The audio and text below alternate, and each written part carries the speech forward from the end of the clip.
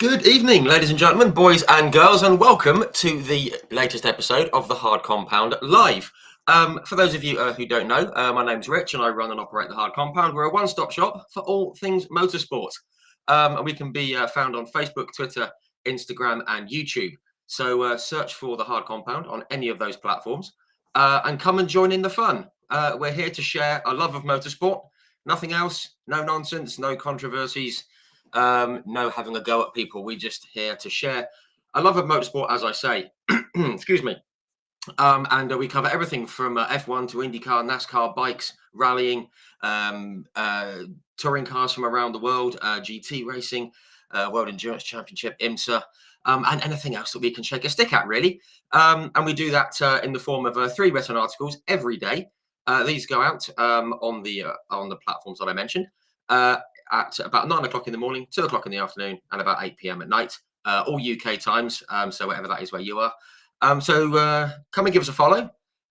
Check in 3 times a day, and we do like race reviews, race previews, throwbacks, birthdays, livery reveals, breaking news, and again anything else we can shake a stick at. So come along, join in the fun. We're here for motorsport, and we'd love to have you along.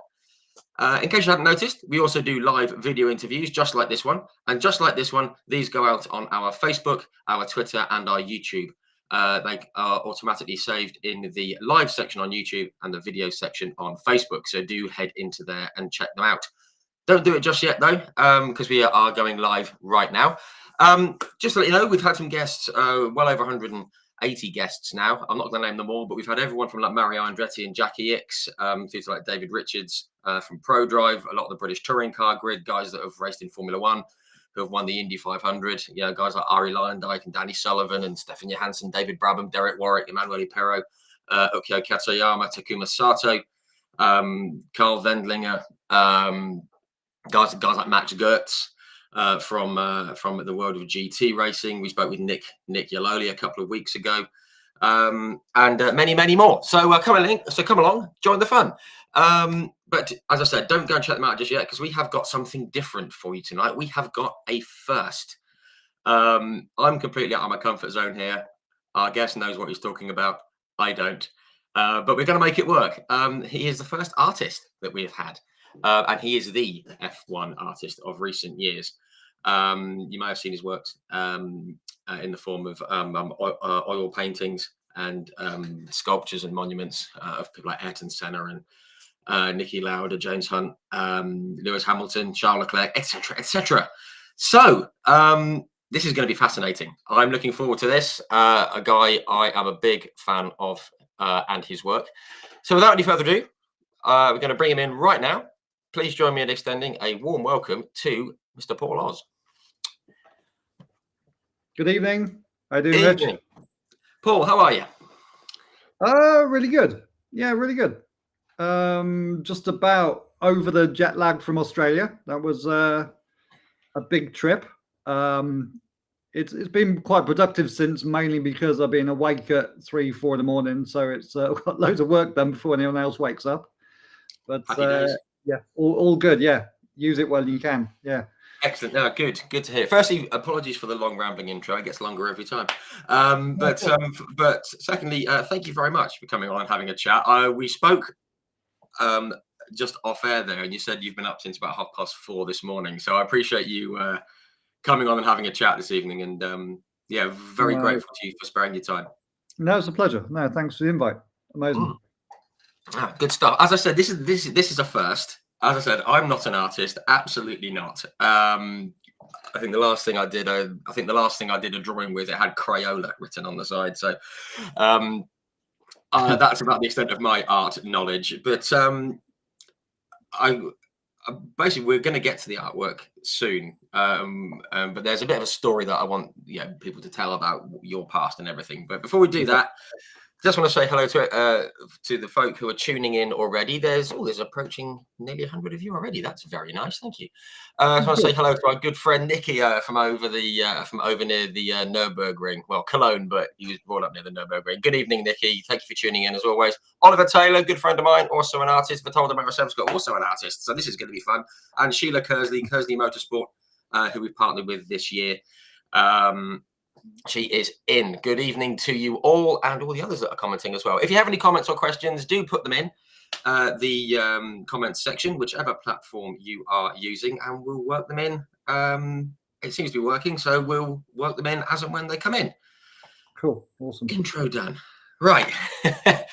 So before we get into it, I just you mentioned you've been out in Australia at the Adelaide Motorsport Festival. I've been keeping track of what you've been doing since I failed to bump into you at the Autosport show.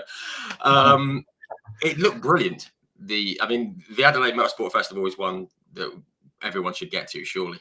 Yeah, it's an up and coming event for sure. I mean, I first met the founder about a decade ago in Singapore Race Week for F1 Week, and then he then voiced this idea of he wanted to create the Goodwood of Southeast Asia.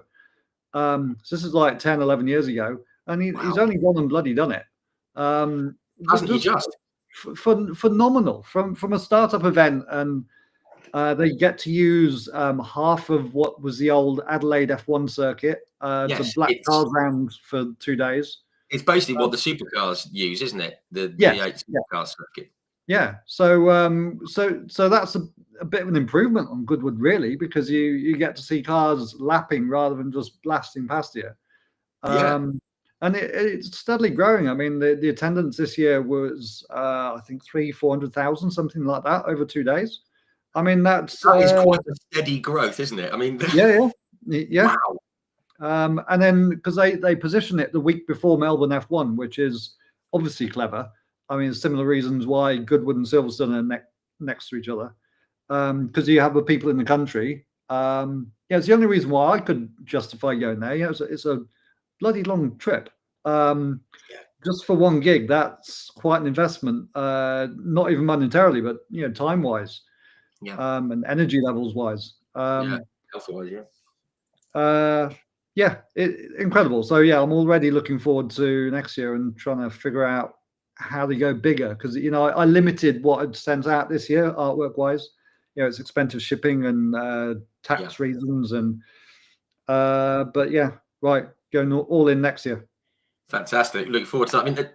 I mean, I was just looking at it every time it pops up on social media and motorsport news or whatever. Every time they announce a car's going to be there or a driver's going to be there, it just makes you go, oh. Yeah, it was the 86 Benetton that got me when they announced the 1986 Benetton, because that's one of my favorite. We've got a picture of, just up here.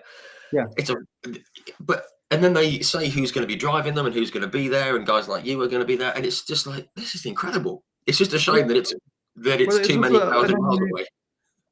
It's a long trip, but and then Bottas is just walking around, and then I bumped into Oscar Piastri's father, nice. And half an hour later he's commissioning a painting of Oscar, which is nice. I mean, stuff like that makes the whole trip worthwhile immediately on day one, even without the Australian Grand Prix the week later.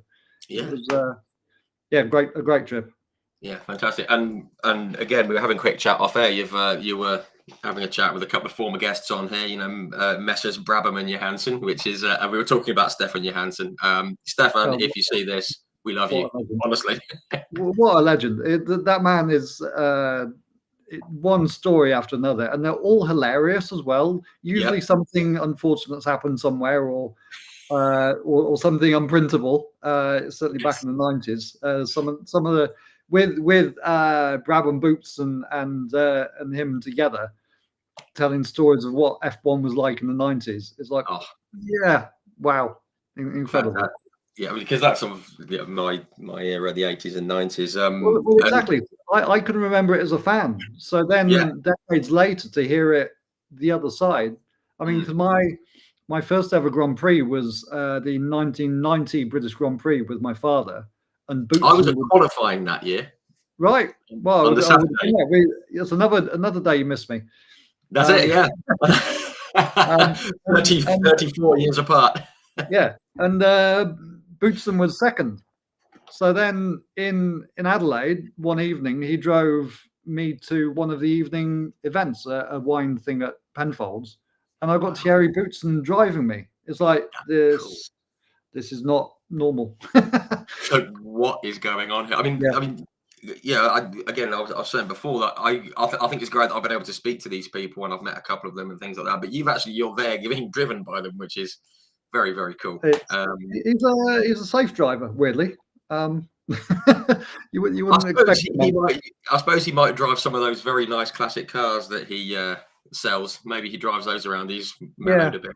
I have found this with race drivers. They tend to be far calmer in a road car than maybe I would be, because they obviously get it out of the system on the track. So yes. Yeah, I mean, I bloody wish I could. But yeah, I just go back to Stefan. I mean, Stefan's the only person who said before we went live, he says, "Am I okay to swear on this?" Yeah. All right. Yes, you are. It's fine. It's just as well, because I'm not sure he could have held it in. Bless him. No, absolutely not. So yeah, which is great. But yeah, what a fantastic event. Definitely one that's made my list. Yes, it's highly recommended. And the weather was spectacular. Yeah, it was high 20s, cloudless sky every day. So I was in Australia for 2.5 weeks, and the only day it rained was Melbourne race day. Yes. The only day it cloud was Melbourne race day. The Saturday was baking. It was 35 degrees. I remember them saying that rain was forecast watching qualifying, and I was like, really? Yeah, no. So on the Saturday, it was quite notable. There's like, although it's a park, there aren't that many trees, but every tree there was 40 people trying to shelter under the tree to keep out the sun. Wow. Well, because obviously it's peak summer there, isn't it? It's peak summer there. So, yeah. No, super. Great stuff. Right, okay. Seeing a few more comments coming in. John Kane, one of the marshals at Knock Hill. Hello, John. Big fan of what you guys do. We need the marshals. We love you guys. And David Tyers, who is also an artist, tuning in from Canada. Hello, David. Very cool. Fellow artist tuning in. Excellent. Awesome. Okay, I mean, we've got a bit of a roundabout way of going about things here, but I always start at the very start when it comes to motorsport. You've kind of alluded to it around the similar kind of time as me, but where did your interest in motorsport come from, or is it completely unexplained, just like mine? No, it's it's definitely rooted from my father. He always took us to, I think he only took me to 1 or 2 F1 races, but it's usually stuff like stock car racing and truck racing and British GTs or something else equally freezing. But it was also TV back in the 80s. I have actually been writing a book for a few years, 6, 7 years.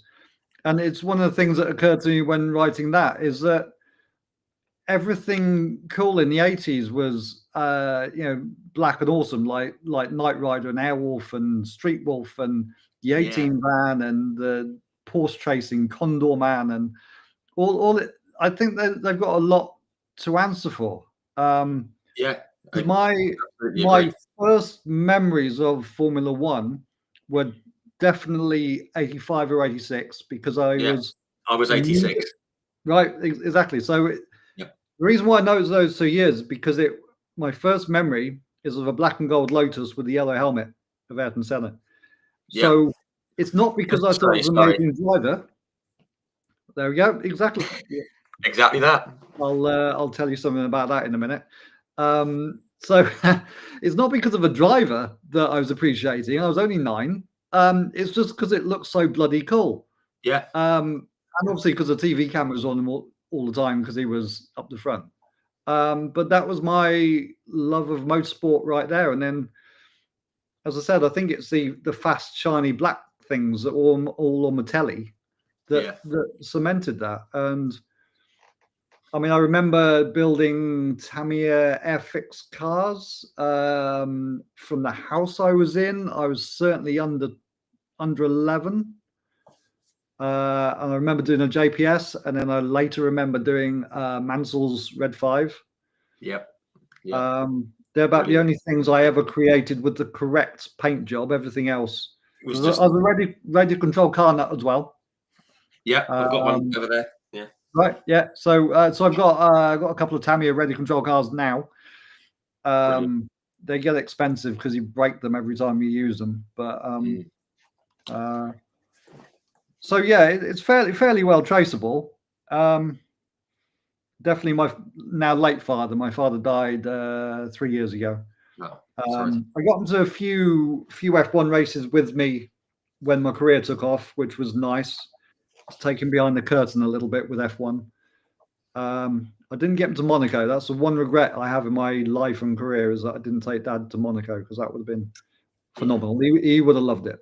But I do want to ask you about Monaco, because I know there's a little something coming from 2011, which I'm going to come to, which sounds very entertaining. But I mean, I think that's great. I mean, those of us of a certain age will absolutely relate to the black, shiny, fast things. When I was exactly the same, you mentioned like Street Wolf and all that kind of thing. And I remember my dad took me to Brands Hatch for the for some bike racing, and like Terry Ryman was on the black Norton.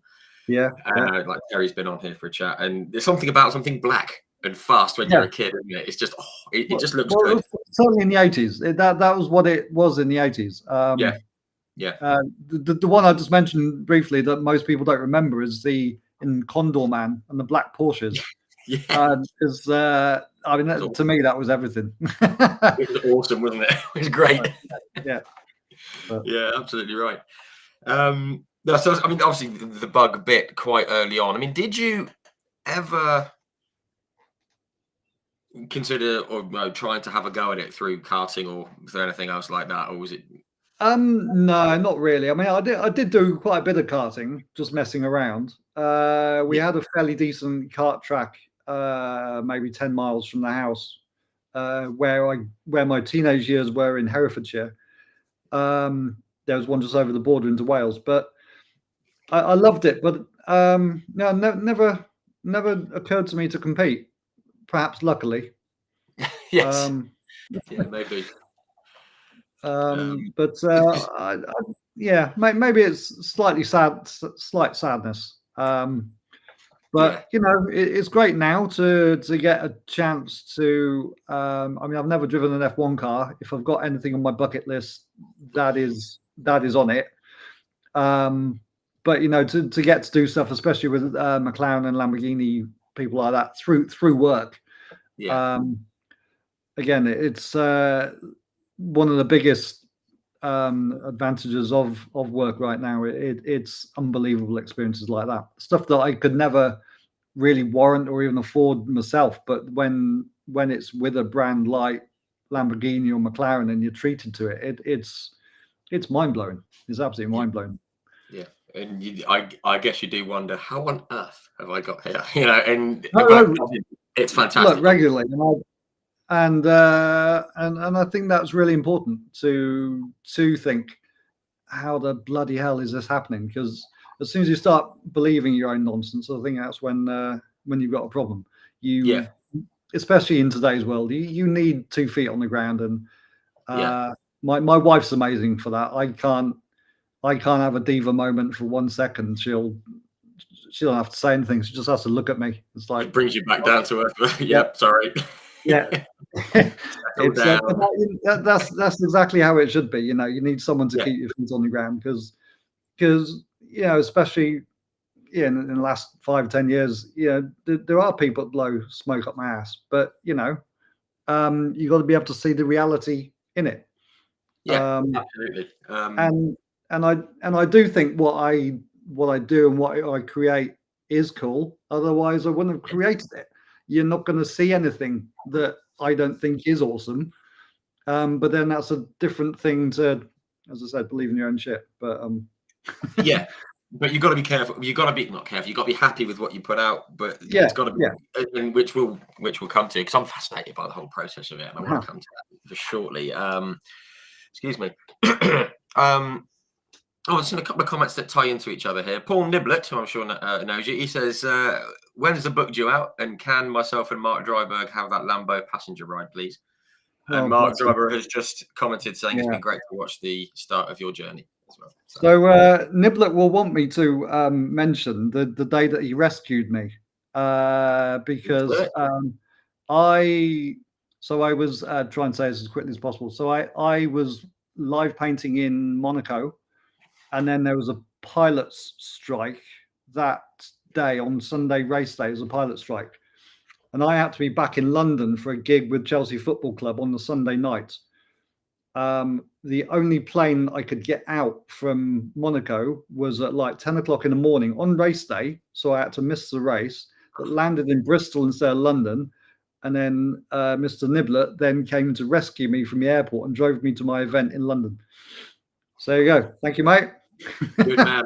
There you go. That is immortalised on film forever, Paul. There you go. And that's the advantage of having a social media whinge about a pilot strike. Got me a lift from Bristol to London. Fantastic. Well done, Paul Niblett. And that was about a decade ago. So here we are talking about it. Good man. And I assume you made it. Yes, yeah. It was one of my few gigs that I've done in football. I don't work in football much. I work in rugby a little bit, in cycling a little bit, but F1's taken over. Yeah, fantastic. Good stuff. There's a couple of comments coming in. We're going to come to those. I can see them. Mark has said, yes, Niblett, you're famous. There you go. That's it. You're on the internet now forever. Great stuff. I'll have to take him out the book. Oh, he's just said, cheers, Aussie, in the Jag. In the Jag. Good lad. Lovely stuff. Just quickly, we know how your love of motorsport began. Was there always an interest in art and stuff? Because you alluded to not painting things the right colour from a young age. Was that always an art thing in you? No, I always wanted to be an artist from when I was young, but then don't we all? You know, we all draw as kids. And again, another thing that's occurred to me is that our most honest creations are as children, because we just scribble and draw whatever we love in the world. Yeah. But obviously something stuck because, well, here I am. But I remember drawing Kankanen's 205. Oh, you hucko, yeah. And then I know, again, because of the house that was in, I must have been 8 or 9. I won a prize for making a collage age 5. Right. I know that because my mum recently gave it to me. So I've got this collage. I should have brought it here. That's cool. Upstairs. Yeah, it's upstairs in the bedroom, but I'll show you one day. I've never even posted it online. It's like a parrots in trees. Oh, cool. So it's fairly traceable fairly early. And then all the way through school, it's all I wanted to do. But I just didn't get the grades. I was grade C in art, and I was A's in maths and physics. So like, no, you do a proper job. You don't do this vocational thing that everyone wants to do and can't make any money out. You do a proper job. Wow. Which even now, I don't deny was the right advice. It was the sensible advice. Yes. No teacher in the high school should, if you've got A's in maths and physics and C in art, no teacher should tell you to go and do the art. Absolutely right. Yeah. Not really. That's not responsible teaching. No. But you know, if it's what you're meant to be doing, nature finds a way, perhaps. Yeah, it'll come around eventually, perhaps. Yeah, which is great. I just want to kind of sidestep a bit from the art, which we're going to come to back very shortly. But you've kind of always enjoyed a bit of speed, obviously, from the interest in motor racing and stuff. But you went down the pedal power route to get kind of like a racing fix. How did all that come about? Becoming a competitive cyclist, basically. It was, like many things in life, it's kind of organic. It's not it wasn't a conscious decision. I think the main starting point was the fact that we lived 3 miles above school and the local town, so we had to walk or cycle everywhere.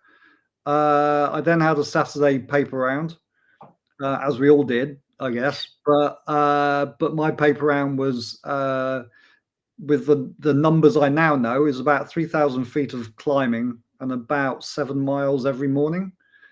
Wow, that'll do Which it.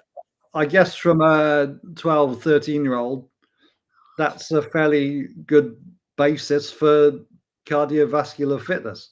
Yeah, Um, yeah. I've never been into ball sports. Anything with a ball involved, I've always been pretty crap at.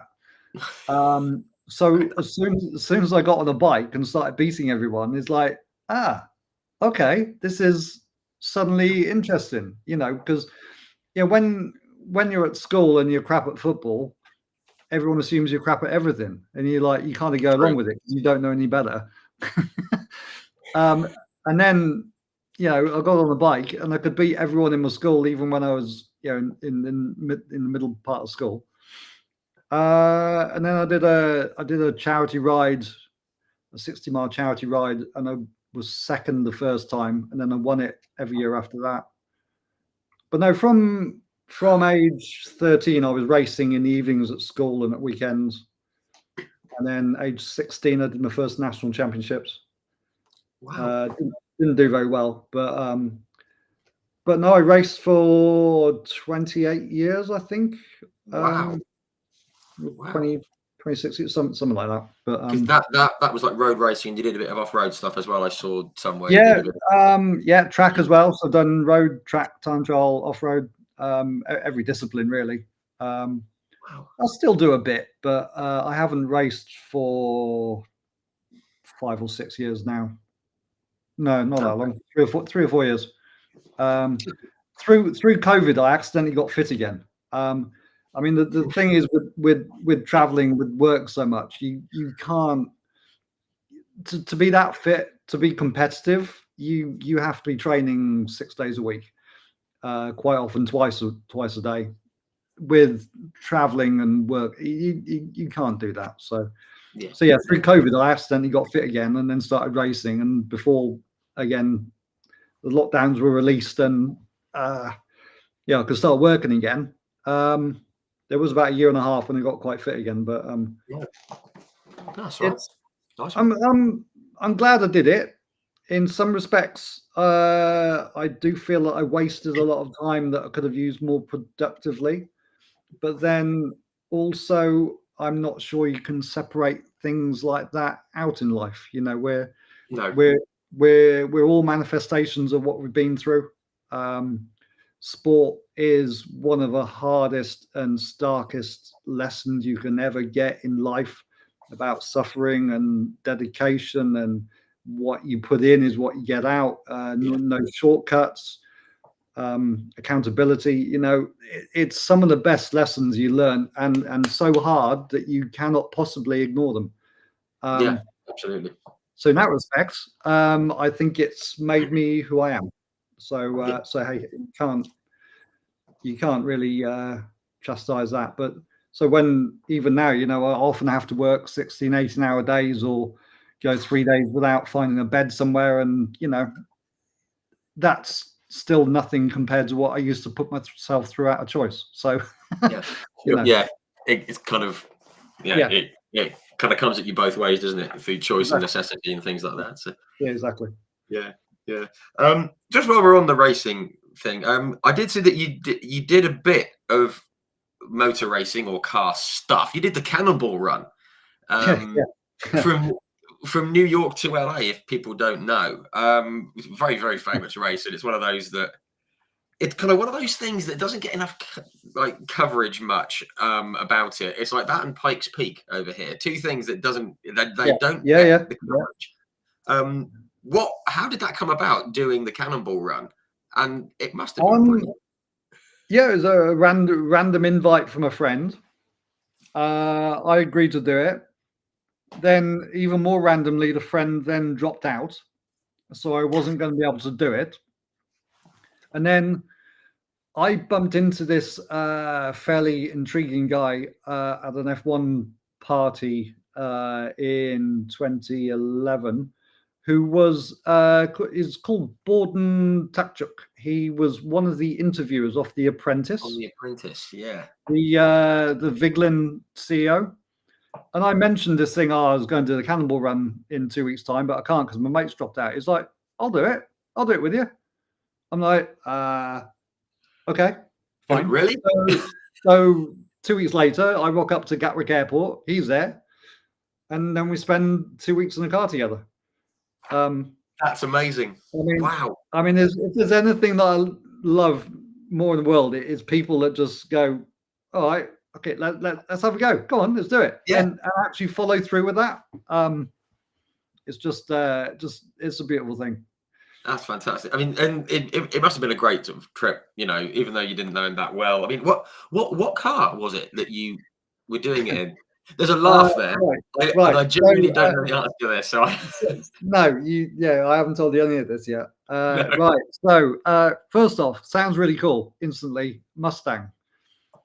Not so cool. It was a modern Mustang, which is possibly one of the worst cars I've ever driven. But it's okay in America because they don't have that many corners. Oh, it shits itself. It's got leaf springs on the back still, so every corner you can feel the back doing that around every corner. But the best bit was that so we left New York, and within half a day we didn't tie lock the roof down, so it done a flip top backwards and bent all the mechanism. On this is a hire car. So we then had to do 3,500 miles across America in one direction with the roof down. So the sun rises there and sets there. So we had the sun beating down on us for 2 weeks, best part, from one direction. So anyone who wasn't driving had to sit side saddle to try and even out the suntan on the other side of the face. Yeah. And still, no, literally one side of my head was like you've been sat on the Caribbean beach for a month, and the other side was down here was still white. But that's amazing. But again, another example of the best stories are always the unfortunate ones. It's you don't recount and repeat the times when it goes right, do you? It's the the funny unfortunate times. It's always the bits into it. That's brilliant. I love that. But the car redeemed itself about halfway through. I realized that because the glove box, when you drop it down and you close it back up again, instead of locking, it just bent the catch. But then I realized that catch was perfect for opening a beer bottle. Honestly, the car instantly my favorite car. This bit doesn't matter anymore. Yeah. So then Borden spent the next week driving while I was in the passenger seat having a party. Sounds all right to me. Doesn't sound too bad at all. No. Oh, fantastic. That's excellent. I've just seen a comment here. If anyone's read Brock Yates' book, Sunday Driver, I have. Then you've got the Cannonball, then you've got the original Cannonball Run right there. Oh, nice. Brilliant copy. Well worth a read. Yes, absolutely right. I have actually read that. And yes, it's true. That's the original Cannonball Run.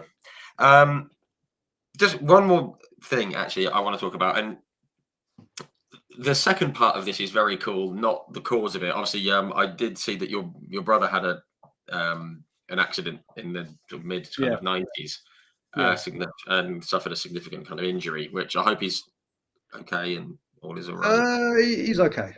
He's okay. It's a ongoing long-term thing, but he's okay. He's okay. Yeah. Okay. That's good. Good to hear. The cool bit was who he roomed with in hospital, I believe. And this is. I mean, this sounds cool anyway. I'm not saying it's cool, but I'm going to let you say who it was. It was utterly bizarre. But someone else, because my brother was a mountain biker. Someone else who had an accident almost at the same time was the motorcycle stunt rider Eddie Kidd.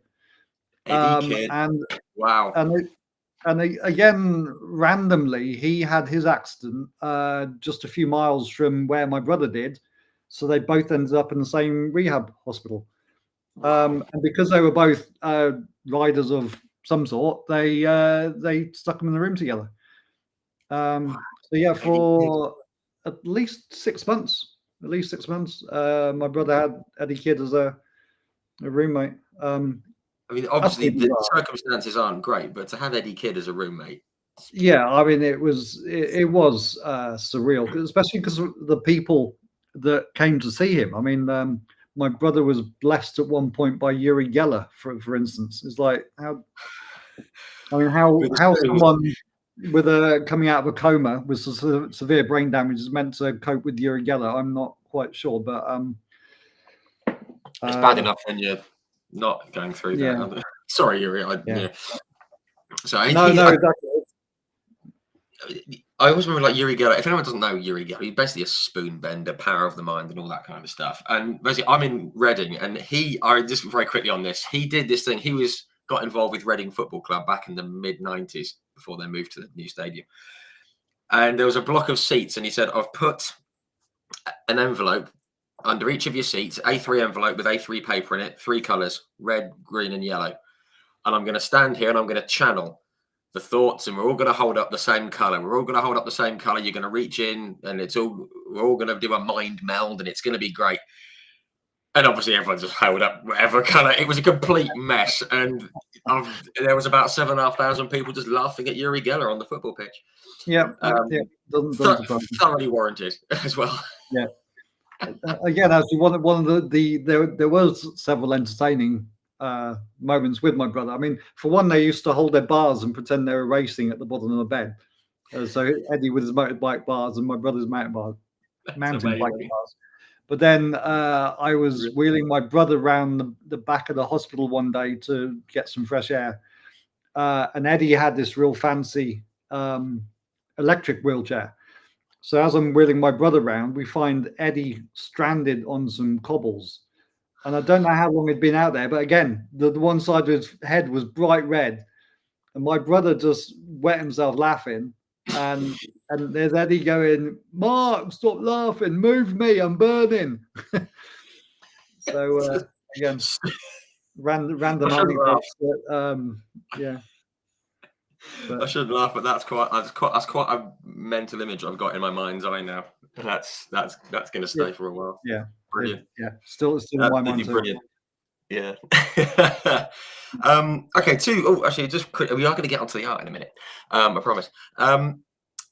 2 comments that have come in. I've just seen. I hope I'm going to say this right. Rastislav Joro. I hope that's correct. He said he is an artist, and at some point he would like to meet you in person somewhere. He's obviously a big fan of yours.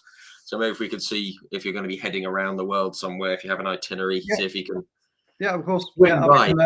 Keep an eye on my public events. My social pages always list everything I've got coming up. I've got a gallery show, for instance, on the 12th, I think it is, down in Westover. That's my next public event, I think. Okay. And then I'm doing a supercar evening with 50 in Bath, which is the 24th, I believe, off the top of my head. Okay. Oh, cool. Well, there we go. Yeah. There you go. Yeah. One of those. There you go, Rastislav. I hope I've said that right. My apologies if I haven't. There you go. Just keep an eye on the socials and the website, and try and swing by. I'm sure we can sort that out. That'd be great. And Kieran Gaynor is asking when's Paul's book going to be done? So the problem is with writing the book.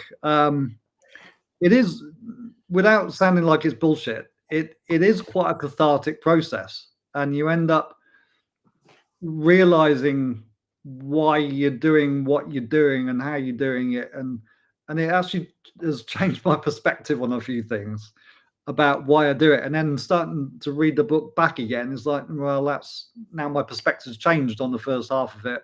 So you have to, and then also there's always something coming up that I want to include, which is a bit of a problem. like now, I mean, but I mean, like there's 4 projects this summer which I've been working on all winter, or longer than that, that I just have to include in the book. So again, it's like I have to at some point go, right, stop. You have to say this is where it's going to stop for part 1, maybe. Who knows? There might be a but I'm 300,000 words deep now. It'll have at least 400 artworks. I mean, I create 40, 50 paintings a year. So Right. pretty Yeah. quickly that adds up. Yeah. Let alone the sculpture. But Wow. yeah. So Yeah, yeah, cool. sorry, that's a long answer to No, a it's fine. simple question. I don't know when it'll be. I'm hoping to get the writing done this year, Okay. which I do every single long haul flight. I spend the entire flight typing. Um, but Wow. uh, but I'm enjoying it. I'm enjoying it. Yeah, I bet that's a cool thing to do. Some people said to me that I should write a book. I went, what about sitting in a chair talking to a screen? Not sure Yeah, that's going to be a big seller, but you no, never know. no. Yeah, but maybe that's the thing. That's why people will be in disbelief how entertaining it is. It's sometimes the simple Well, things. maybe. Wouldn't like to Like say when people entertaining. tell me they can't draw stickman, well, maybe that's your thing. Yeah, yeah, Maybe you'll maybe. be the artist that just draws stickmen. Yeah. There's no crazy answer anymore. There's a niche for something. Yeah, But we got like Kieran who asked the question. He said, "Yeah, fair enough. Yeah, you'll get there." Part 1 and 2 needed. Good. yeah, No, thanks, Kieran. The question. Right. Okay. We've done roundabout way. We've got round to art in the end. But I love all the stories. People are saying that they can't wait for the book because of the lovely stories that we've been hearing, which is great. yeah. There's Um, quite a few. There are quite a few. but obviously, I mean, I again read that you had like a normal day job type thing until was it 2009? I think you Yeah, saw that you were made redundant, and then things kind of went in a different direction with the art and everything. How did all that come about? Because this is the yeah. fascinating bit for me. I mean, art was a hobby, so I stopped cycle racing properly, as in trying to be full time. Well, I had a day job, then I'd spend every waking hour outside that bike racing. And I stopped racing properly in 2006. No, 2005. So almost immediately, I then suddenly found that I had all this time at the weekends, especially that I'd never had before, and I started painting again. So I hadn't painted since school until 2006. I got some artwork up in a local pub in 2007, I think. I had a small gallery show 2008. And then, yeah, I lost my job in 2009. So Wow. literally, I had enough money in the bank to pay the rent this month and to pay my car this month, and that was it. So it's like, well, I better figure out how to make some money quick. And the only thing I had to hand really was painting. I mean, I, obviously, it was out of necessity. You kind of turned to it Yeah. at the time because you had it, in your armory type, so to speak. I mean, did you think, right, this is going to be a short term thing? I'll turn to art, get some money in, or were you thinking I could really make something out of this? Because if it was the latter, that's a heck of a leap of faith. No, it was. I mean, look, what's happened in the last decade, you could never aim for. It's unfathomable. It's like aiming to be a pop star. It's impossible. Almost, the more you want it, the more you aim for it, the less likely you are to get it. Almost because it. Again, what I've realized through writing this book is it's been such an organic journey that one thing leads to another, and that's been going on now for 15, 16 years within F1. You almost can't plan it. I did want it to be my full-time job, I think. Certainly didn't think F1 would be a thing. I thought that was far too niche. But I do remember, especially when I was like, I'd take a couple of weeks off work, and then create a few paintings, and then sell them in the gallery, and then go back to my day job. And I remember thinking this would be quite a cool life, meeting mates for lunch, having a few beers, and painting a bit in the evening. And All right. I now can't remember the last time I met a friend for lunch, just because I wanted to, because I never have time now. Wow, it's gone Um, completely. yeah, so it's now gone completely the other way. I've never worked harder or longer in my life, but also I never imagined that work could be like this, or I could love work so much. and I Yeah. can be driven to work this hard because I want to, not because I have to. Yeah. Yeah, I was up at 4:30 this morning. I was typing by 5. I haven't stopped all day, and that's every day. But again, because I want to, not because I have to. Yeah. It's no hardship. When you feel it's your passion and your reason for being, which I truly do, it's no effort. Yeah. It's no effort. You just do it. It's when there's, it's the old saying. I don't know what the exact saying is, but it's like if you love your work, then you never work a day in your life, type thing. It's Yeah, that kind of thing. I I would It say still though, feels like work if you sometimes. love your work, you never have a day off in your life is probably more accurate. Because Yeah. that's the problem. When it's a passion, you don't have a day off. There's never a day that I put around the garden or tidy up the shed or something. There's always something more pressing to be done, Yeah. which It's just again is a problem. And then when your mate goes, you come into town for a beer this evening, and then you start doing the sums in your head quickly of how much it's going to cost in lost downtime in going for a beer. It's not really the right way to be looking at it. yeah. Sure. Um, Sure. but you're like, nah, because one of the problems I have is that my studio time is always in the evening. Right. I don't know why. It's just a habit of falling into, really. But and with everything so busy now, I'm often typing for 12 hours or on the phone for 12 hours, or in the foundry is it's only 20 miles away. Right. But I had an hour-long meeting there this morning, but that's the entire morning gone, getting there and back. And Of course. Yeah. yeah, it's never ending. But also, as I said, I wouldn't change it for the world. It's unbelievable to get to do this as work is ridiculous. Yeah. She's fantastic. Fantastic. Love that. As I alluded to, I'm not an artist. I can tell the difference between a few different styles. Yours is your kind of, it's mainly like oil painting, isn't it? With quite sort of Yeah, big and bold and sort of thickly layered and stuff like yeah. that. I mean, how did that style come about? I mean, was it just something that kind of, do you think it reflects on you as a person, or was it just something that you like the look of, or a bit of both, or it just kind of came together that way? I mean, how did it? Again, it is organic. It was an organic development. But even my first painting back in 2006 was it had texture. I've still got it. It still has texture and splats, and energy about it. So I guess that's inherently in me. And then from there, it has been a gradual progression.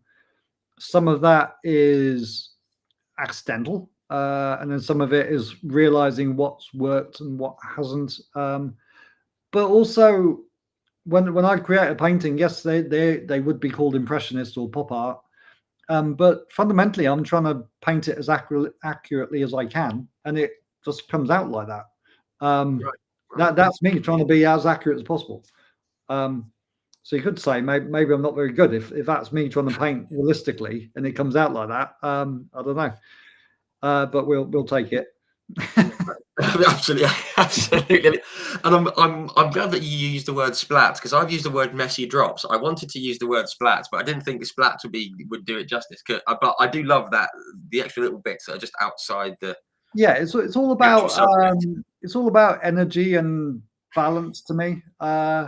I mean, since I started doing this, without getting narky about it, there are a lot of people now throwing paint at Oh, mimicking the style that I've been using for a long time. There's loads of guys out there doing it, but yeah, which is fine. All right, it's fine. Crack on. But what really winds me up is when those splats are thoughtless, and they're not done for a reason. They're just throwing paint randomly, most of them, without understanding why. What are you trying to create? What is the perspective you're trying to create? yeah. So I'm It's trying to just create there. Yeah, balance, energy, 3D planes. Again, it's I can stand there because I do most of the painting before I start throwing paint at it on the floor, and I can stand there right. for 10 minutes, quarter of an hour, trying to figure out roughly where I want them. And then when they do land, I can be quite precise, but if they do land slightly squiff, I've then got to adjust it with balance on the other side, and it's about balance of the overall thing. Yeah, if it's too heavy on one side, it's gonna. Yeah. It again, I can't really explain how. It's just a combination of balance, texture, and dead space, and I suppose if I'm not clever enough to understand in words, I just know. I know when it looks right. When you see it, you're like, yeah, it's when you know, isn't it? When the challenge always is to know when to stop, because if you go too far, it just looks a mess. Yeah, I mean that's something that I'm always intrigued about, because I mean I've got a couple of people who I know who are artists. I mentioned the chap earlier on, Oliver Taylor. He'll paint something and then he'll just put little marks and lines and just to bring it to life a bit. And I think you could easily, for the want of a better phrase, cock that up. You could easily ruin it. And there's a line between being brave and doing what you wanted to do without going too far. No, exactly. Especially when you spend 2 weeks battling over getting logos right, and especially faces, and then a couple of splats, and you can completely wreck it and cause yourself another 2 days' work. But doesn't happen very often now. It used to happen more often. Like 10 years ago, it was maybe 1 in 3 that I copped up. Now it's rare. If I get past day 1, it tends to be something that works. Yeah, it's just getting that first, like a nucleus of it together, I guess. Yeah. See a couple of comments actually in the comments section. We have got here our friend Nikki over near the Nürburgring says, if you have a hobby that's actually your job, it's the best thing in the world. You're always good in something you really love. Absolutely right. Vitolda Maraszewska said she's the opposite. Said her work, she does art herself, clearly. She says, my work is small, just like me, okay, and quite sketchy. Lots of lost edges, paint runs, and loose ink lines. See, we like that. That's our own little style of doing things, and that's great. That works. Yeah, love that. Cool. And Mark, sorry, go on. It's when it's right for you is when it's right. One of the biggest reasons, again, something else which I've realized through writing the book is I create art for me. And I think that is the biggest reason why it works. Nobody needs to tell me what to paint, when to paint it, how to paint it, because I'm just an F1 fan. I'm just painting what story I want to tell about F1. F1 creates its own story.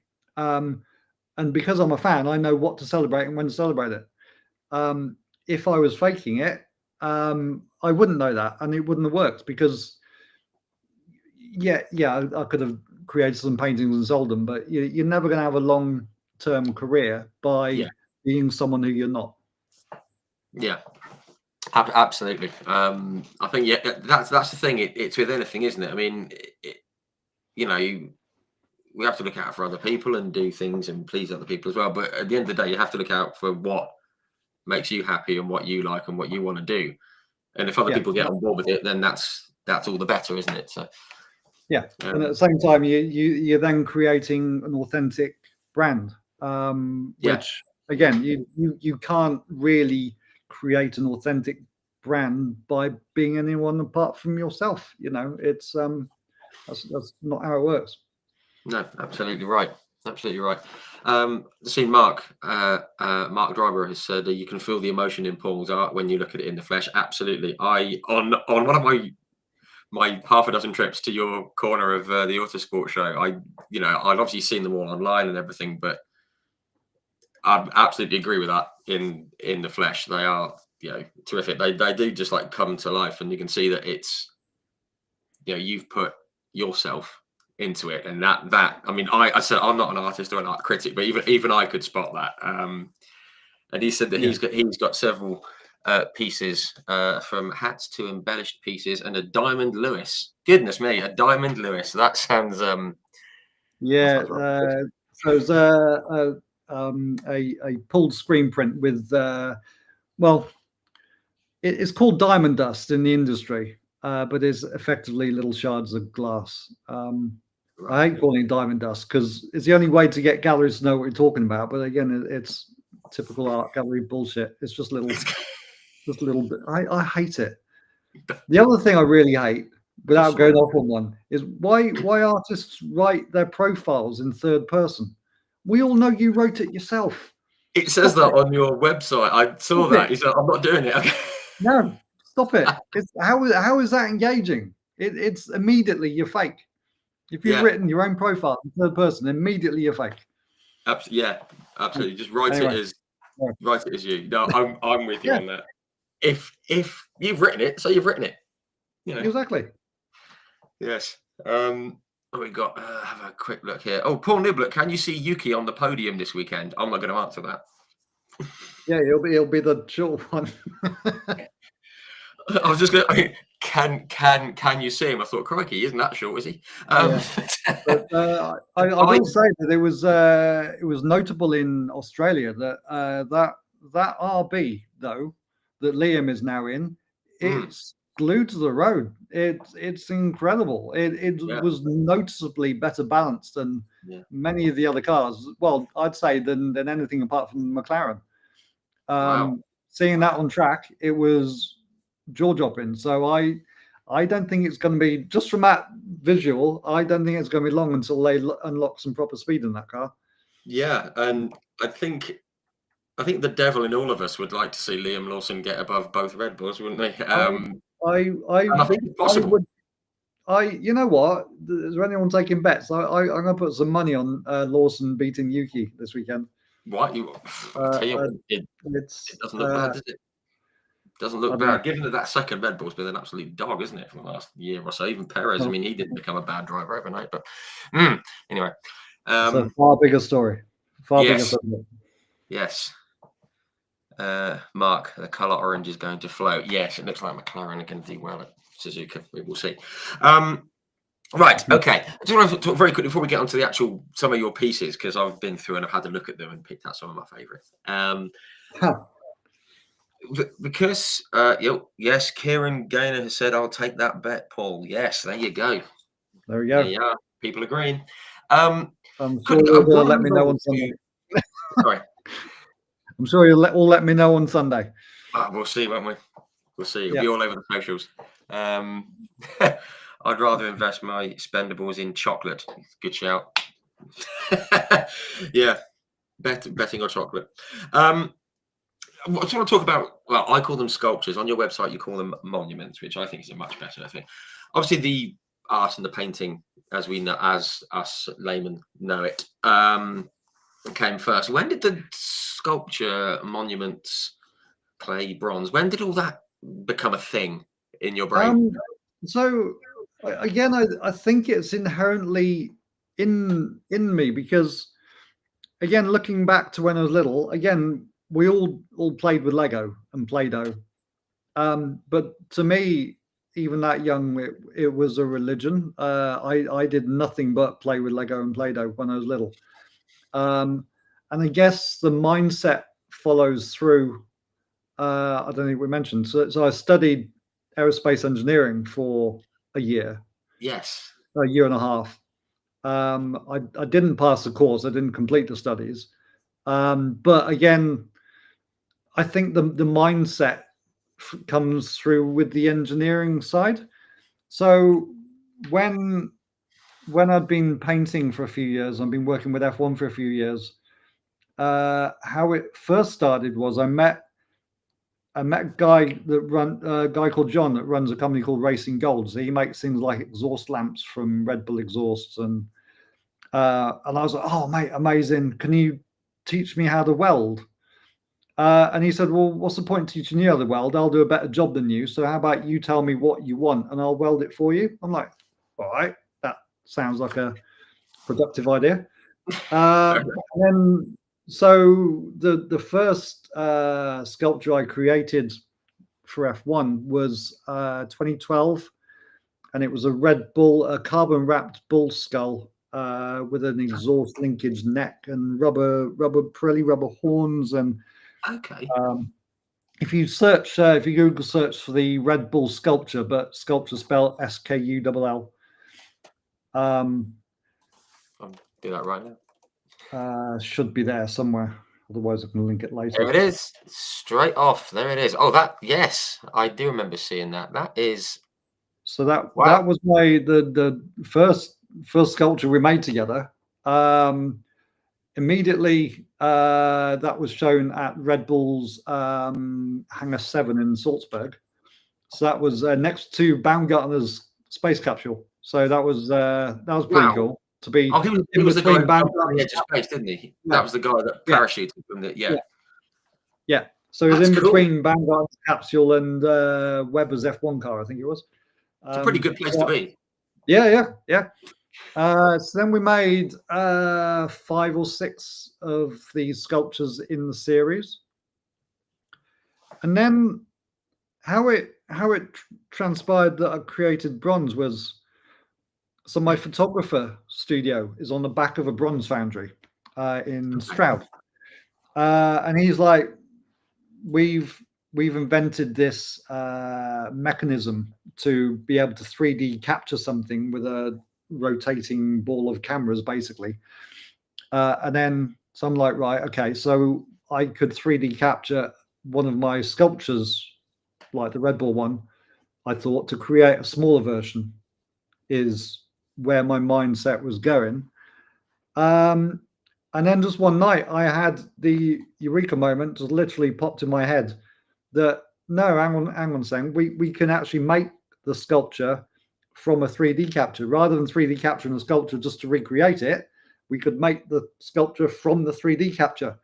Right. Wow. So I then literally the idea popped straight in my head of doing the driving Senna, which McLaren bought, easily my most famous piece. Yes. Even now. I mean, it just that was the kind of first thing that I saw of yours that, I mean, I was aware of you and your work and stuff, but the Senna one, I mean, where was it? Andy Forrest, evening, Andy. And congratulations to your son, Hamish Forrest, who races in Radicals. He had a win at the weekend. So well done. Cool. Very Hamish. cool. Well done. Well done, Hamish. And hello, Andy. He said he's just said that he loved the Senna sculpture, and obviously that 3D capture that you're talking about led to the Senna thing. I mean, I mean, it's a brilliant piece, and we all love it. And when it came out, everyone just loved it. It was fabulous. It went bonkers immediately. So we unveiled it at Autosport in 2019. Yeah. Zach Brown. I mean, because by this point I'd already been painting. I'd been live painting in Paddock Club for 4 or 5 years, and I knew the Senna family. I knew Zach Brown, so it gave me the confidence to jump in feet first with something like this. It was a year-long project to create. But yeah, when we unveiled it, January 2019, I never envisaged it would go as ridiculous as it did. I mean, it went viral on every platform, even those not related to motorsport. It was trending on Twitter and back in the day. So all the way through the projects, Zach was like, "Fine, we'll promote it. We'll do some content with it and promote it for you, but we won't buy it." I'm like, "Fine, all right, brilliant, amazing." Couldn't think of anything better than that. So I dropped it off at McLaren. By the time I got home, I had an email from Zach going, "Okay, how much?" Right. Wow. From that. Don't worry, I won't ask how much. I won't ask how much. No one's going to ask that. Just going to say. The only other person that knows how much was a certain Mr. Eccleston, which caused me a problem. Oh, okay, fair enough. We'll leave that. Yeah, I then have calls from Bernie trying to buy another one at the price under what Zach paid. I'm like, can't do it. That's not like Bernie, surely not. Yeah, there we go. But off the back of that, Zach then commissioned a life-size bronze of every world champion. So 10 years work, basically, which I'm halfway through. Wow. So I've now done Nicky. Yeah. Then I did Bruce McLaren first, then Nicky, then James Hunt, and I'm that James Hunt one looked great at Autosport. That one really caught my eye. I was like, oh, cool. It was a hell of a project. so for the stunt body for that capture we used James's son Freddie in his Yes, dad's racer. Freddie's been on here. We like Freddie. He's a Right. good guy. Yeah. No, he's a Freddie's good lad. great. Lovely guy. Yeah, he's a great lad. But so yeah, it's even actual hunt DNA Fantastic. in that statue. So yeah, I'm currently working on the next one from McLaren, which we're unveiling this summer some point. I think I know when we're unveiling it, but I won't say because it's not my control. No, not sure. not my baby. I'm making it for them. I don't get Yes. to decide stuff like that. Wow. Oh, that's good. That's going to be very, very cool. Because obviously there's the McLaren, obviously like the McLaren series. I just want to go back to the Senna one because everyone knows about the Senna one and it's like Eau Rouge and it's brilliant bit of work. The detail on the bronze is absolutely, I mean, and it's the same on all of them, but the Senna one in particular, it's astonishing. How on earth do you do that? I mean, obviously because you're a very talented chap, but I'm again. I'm not going to fake it. I work with some very, very clever people, and it's everyone working together. I mean, there's several thousand hours work in each of these statues. We're continually to me, everyone is a step forwards in accuracy and in dynamic, and we're now got to the stage when we're not just casting the stitching; it's even the material texture. There's, can I say it? So there's another project. Don't worry if you can't. Another project. There'll be a Lewis Hamilton sculpture coming out this summer as well. Oh, okay. And you can tell the difference in his gloves between the material of the gloves and then the print on top of it. And you can just see that they're completely different materials. And it is just, wow. It's mind blowing. Obviously, it's all still bronze. You know, it's just one piece of bronze, and yet you can see the different material textures. You can see the stitching. Wow, that's incredible. It's going to be beautiful. But so we're getting better and better at capturing the data, and then also modeling the data. But then you've got to be the biggest challenge is to not lose that data every step of the process. You know, it's a 6-stage process. In printing and modeling and molding, and then you create a wax version, you melt the wax out, you're left with a bronze. So actually, unbelievably, before a bronze statue is created, at one point, all of that detail is nothing but an air gap because the bronze melts the wax out without actually touching it. So all that detail is just an air gap. So to not lose all this detail at every stage is the biggest challenge. That's amazing. Obviously, none of us would have thought of that, obviously. But now you mention it, you think, well, yeah, because obviously with the heat involved, the wax is going to melt out from the inside. And yeah. But that's amazing. Technology as well. It's moving so fast. Luckily, completely randomly, the world's biggest and best bronze foundry is 20 miles down the road. A complete coincidence. But there's 200 people doing nothing but artistic bronze. They're just phenomenal. Wow. And they're partners with me on this project. They just get it. Even from the day that I sat on the edge of the boardroom table in the driving position, going like, we're doing this, and they're like, all right. And you're like, really? Yeah, brilliant. Yeah. But every meeting I have with them is inspirational. Just off one idea, so many other things.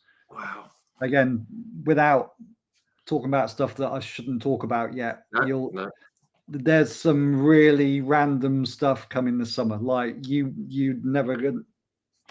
It's still motorsport related, but completely left field. Completely left field.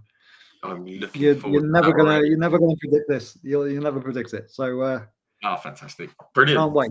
And the first project is coming live in Miami. Miami in right at the end of April. So yeah. 4 weeks. 4 weeks. 4 weeks time. Yeah. Oh, brilliant. And when they come out, those people who are tuning into this, they're never going to look at them in the same way because now they know all the little bits and pieces that have gone on. Love that. That's Yeah, fantastic. it's going to be an incredible year. I can't wait. I've never, even sculpturally, I have 4 big projects just waiting to unveil them now. I've never been in that position before. It's so exciting. Oh, that's fantastic. That's brilliant. And it's frustrating for me because I want to show you now, but Yeah.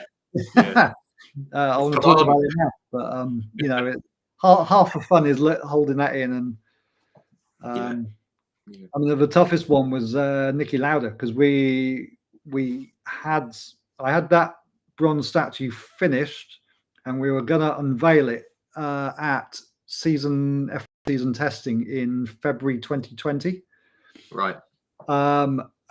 We couldn't because we were trying to get Toto and Zach to unveil it together, and we couldn't get the dials to line up. Oh, right. And then, of course, the well-known global pandemic hit. Yes. So that statue didn't see the light of day for a year and a half.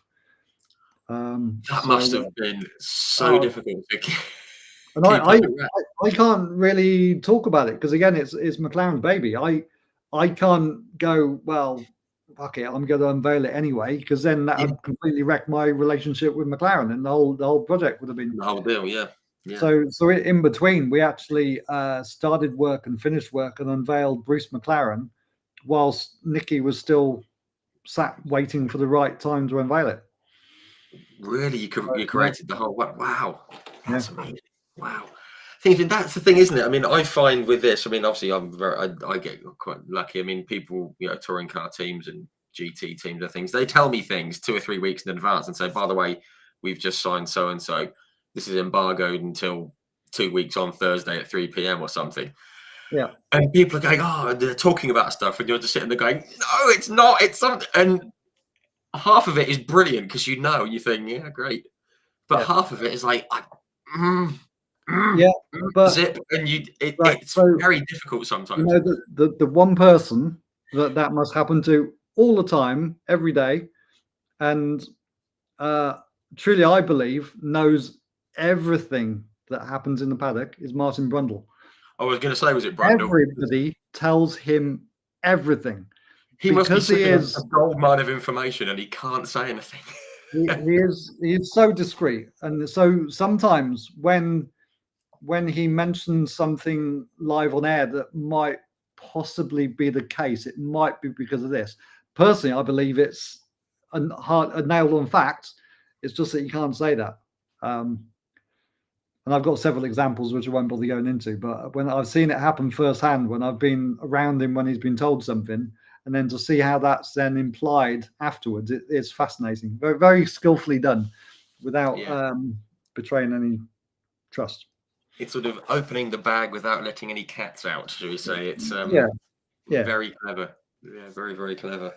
That's brilliant. Just saying about the Niki Lauda statue, actually, I mentioned our good friend. If anyone's on Twitter, go and search for Eiffel Ronaldo, as in the mountains and the football player. That's our friend Niki. He is, I believe, do correct if I'm wrong, Niki. He was born, I believe, in near Adenau, I think, or somewhere like that, on the Nürburgring. And he has just said, I mean, his name is Niki, so we know who he's named after. And he's just said who his favourite. What his favorite piece of yours is, and funnily enough, it's the Niki Lauda statue. So yeah, that's fantastic. Amazing. You have a fan, which is brilliant. Just want to get onto a couple of bits. Oh, crikey, time's rattling on, but we're okay. A couple of other bits that you've done. You mentioned some of the drivers, but you've done bits for Lamborghini, and you've done a horse in a certain position for a certain brand. They both look brilliant. I love was it the one you did for Lamborghini? Because it's pretty big. There's a few scales, but with both of them, we again, I kind of made a rod for my own back with the 3D capture thing.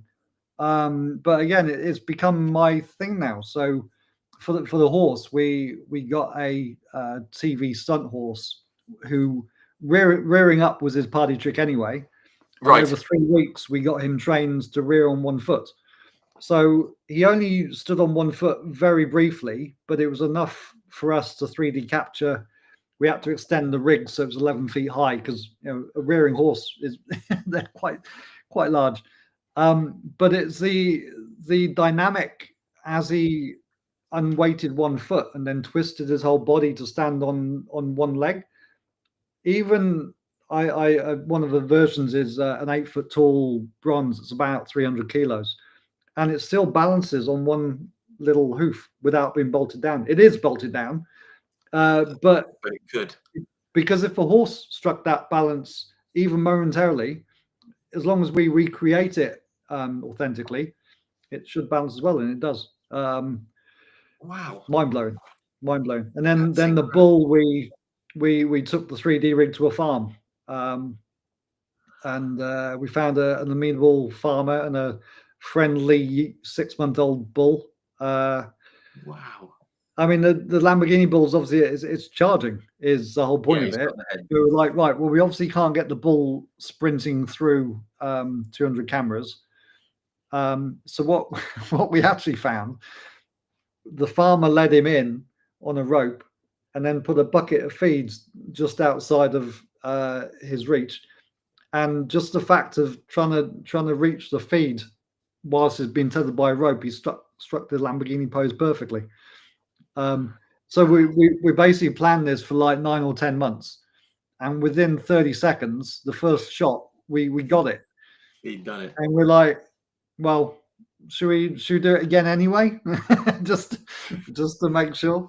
But yeah, so yeah, that's been amazing, and from being a young boy who had the Countach poster on his bedroom wall.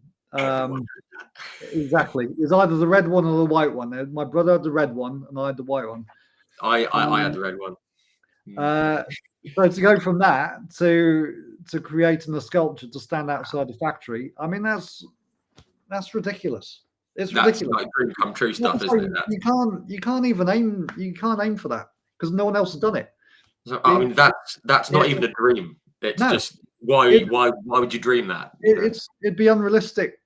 An unrealistic dream. Again, as a McLaren fan growing up and a Senna fan growing up, to be commissioned to make bronze statues of those drivers that will far outlive me, it's ridiculous. It's a weird thing to get your head around. Yeah, that'll be there for however long, and that's fantastic. Yeah. Very cool thing to have. I want to talk about some of the paintings, and because you've done loads and loads of them. I'm actually going to flip my little order that I had here, because Andy Forrest, hello again, Andy. He's mentioned one of them. Oh, hang on a minute. Mark said, "Now you have your own Lambo in your own colour. What a journey!" Oh, very nice, very nice. So yeah, I did paint a paint swatch and then sent it in, and they matched the paint that I painted. That's was again another shaky head moment. You think, really? Wow. Yeah. Oh, brilliant. I love that. Absolutely love that. Sorry, going back to Andy Forrest and paintings. And I was actually going to say about the video of this. I actually watched the video of this, and two racing ladies. Andy Forrest says, "How did the Abbey pulling piece come about?" Because I saw the video of the unveil, and you surprised Abby with it. You were there with Alice Powell, weren't you? And yes, yeah. And you nearly made Abby cry. Which is she faltered for a split second, but she's a tough cookie, that one. Yeah, she is. She's a firm handshake. Firm handshake. I saw her at Thruxton, actually. She actually said she'd come on here for a chat, but I have to go through her management team, and that's a bit of a faff. But if they're watching, help us out. I'll mention it. That'd be brilliant. Thank you. But she said she'd come on. I saw her at F4 testing at Thruxton. I went, Abby. And it's weird because I call after people like I know them and I don't. But I go, Abby. And I came out, I was, oh, hi. And I introduced myself. Shook her hand. And I went, crikey, yes. Yeah. She means business with the handshake. You know when you think you should have squeezed a little bit harder? No. Yeah. It's sort of like, so when that bit gets squashed in, it's like, oh, Abby. Yeah. But no, it's one of the coolest stories ever. So basically, again, as short as possible, in 2019, Abby messaged me on Instagram saying that she was a fan of my artwork and that she'd studied me for her GCSE artwork and then recreated part of one of my paintings as a coursework. Then skip forwards to last year in Miami. She saw me walking through the paddock, comes bounding up to say hello. So there's this young lady in Alpine team kit. I'm like, okay, yeah, thanks. I was running somewhere. She was running somewhere. Didn't really know who she was, apart from that she was a nice young lady in Alpine team kit. An hour later, she put it on pole in the F1 Academy. So I'm like, looking up at her on the TV screen going, shit, that's the girl I've just met in the paddock. And then she won the race that day. Then she won the race the next day. So there we go. So then she won the title in, what was it, Abu Dhabi last year. And her manager, Alice, then emails me saying, I'd love to surprise Abby with a painting of herself. And look, not a problem at all. Without even there's certain commercial levels that I normally have to stick to for stuff like that. But look, forget it. This is a story that needs to happen. I love it when things come full circle like that, and when it's for the right reasons and the right way. I'm like, look, absolutely, this is going to happen. So we surprised Abby with the painting just before the Autosport Awards back in January. Yes, it was a restaurant, isn't it, or somewhere you went to? Yeah, but such a lovely thing to have happened. I'm really pleased that Alice reached out and suggested it. It's like, yeah, brilliant, amazing idea. Yeah, absolutely. I mean, this is going to be a recurring thing over the next few minutes. I mean, how did you pick the pose almost of her, because it's of her doing the that thing? Because there was one of her on the podium. There was all kinds of bits you could have gone with. I mean, how did you go about going that one? That's the one. It's the same for everything, really. I mean, for one, you've got to understand what typifies that person, either in features or how they hold themselves, or what they do, or because looking at one photo typically won't tell you everything. Yeah. But I can always see in my mind's eye what the finished artwork will look like, be it a painting or a sculpture. Or, to me, it's the same thing.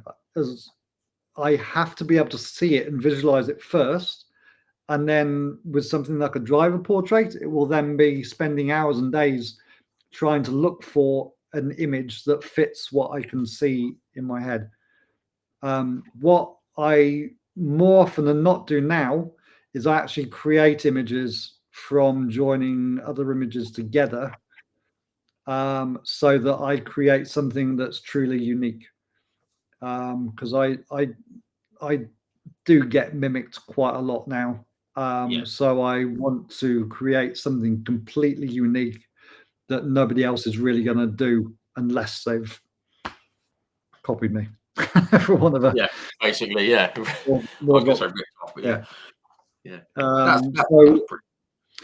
it's got to have the dynamic. It's got to have the lighting effect that I'm looking for. That I know will work best in a painting.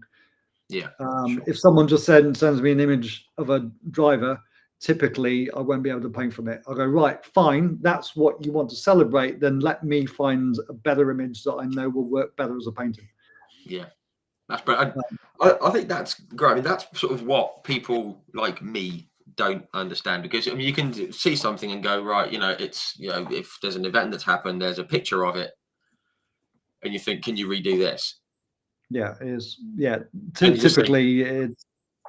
Well, yes, I could, but I'm not. It's more you if you do to create something substandard fit for you, because if I create something substandard, you could well look at it and go, well, that's not what I was expecting. So, well, it's not really an answer. You go, well, you gave me a crap image, so I've created a crap painting. That's not really not really the answer. But and sometimes it can be weird. Like I mean, any images from Abu Dhabi or Singapore, for example, are really difficult to paint from because there's often so much light that it flattens everything. There's no shadows. Most images from Singapore and Abu Dhabi, there aren't shadows. Oh, right, okay. They're lit from every angle. And it kind of lacks depth and what you can do with it, I guess. Exactly.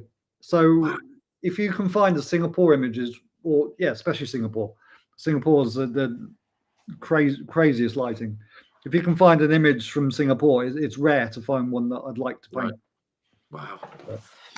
I actually scared myself. I nearly sounded like I knew what I was talking about there. Me too.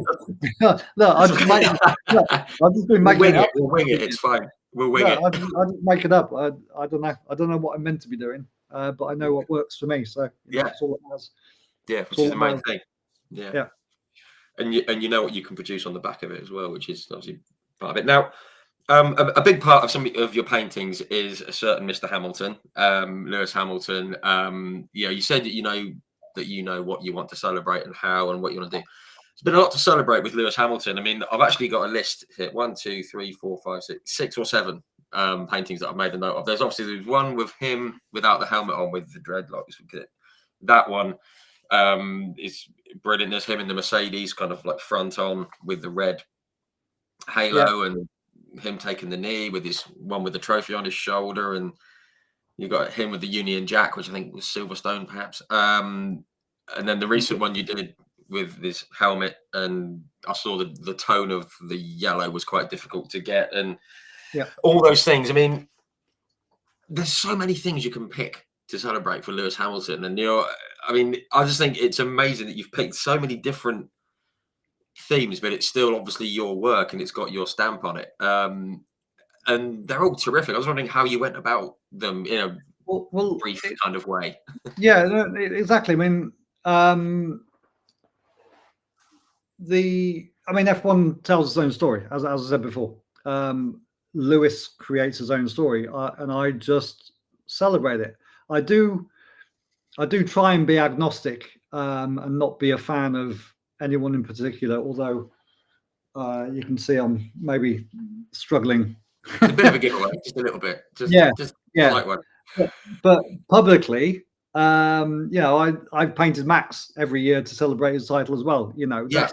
That's my role that I have created in the sport. So especially, I try and create a painting of each driver maybe once or twice a year. I try not to overdo it. But the problem is with Lewis, what's happened in the last year, I think we're now on 6. So six paintings in a year because he won at Silverstone, which was ridiculous. Because that shouldn't have happened in the car, no, exactly. It shouldn't have happened. And we were my gallery partners were taking orders for something on the Monday morning. There was queues outside 2 galleries to place orders for a limited edition that I hadn't even painted yet, because they knew that I would be painting that moment, and they obviously trusted that I would celebrate that in the right way. That's a cool thing to have. That trust of people. Well, it got cooler because a week later I had a call from Lewis's manager, and when that sort of thing happens, I'm looking at my phone going, am I about to get told off for something? For overstepping the mark? It's that big, you think? Or is it something awesome?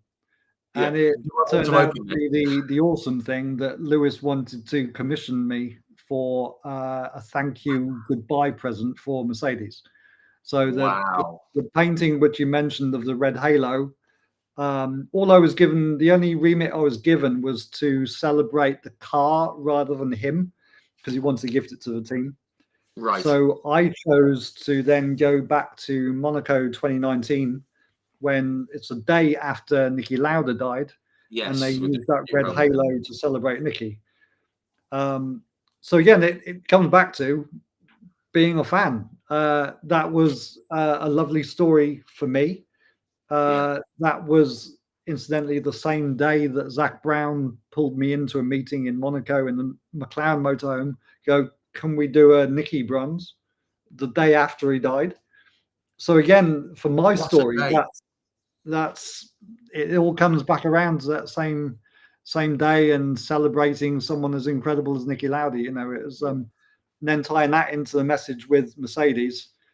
That was just beautiful. And then as soon as he got out the car in Abu Dhabi, I'm like, well, that's again something that has to be celebrated. And then I had to mirror that with the first time he got into the car in Ferrari. Yes. I wasn't going to paint that helmet because I thought Lewis has a habit of creating a testing helmet that then isn't, as soon as he gets to the first race, it's something different. Yeah. So again, I text his manager and go, are you able to confirm if that will be his helmet or not? He said, yes, it is. Right, fine, brilliant, done straight away. Again, I just knew that I would have to do it. You know, I'd drop everything. The other one with the second one with the Union flag above his head, which was 2017 in Mexico. Okay. Again, I was stood at the side of the track as he was doing donuts for celebrating winning the title. I was stood 30 feet from the car. I guessed correctly where he'd parked the car, and I was stood right, and everyone else was over there where he was doing the donuts. And I thought, no, he's gonna park over here. So I ran down out the paddock gates and stood on the side of the track, and he stopped the car literally in front of me, and then stood on the top of the car with a flag above his head. And I'm like, right, done, brilliant. That's it. That's it. That's the moment. Wow. You know, a day's traveling back from Mexico City. I got home within 10 minutes. I was painting the background. I went to bed, slept for a day, got up, and by then the background's dry, so I can start work.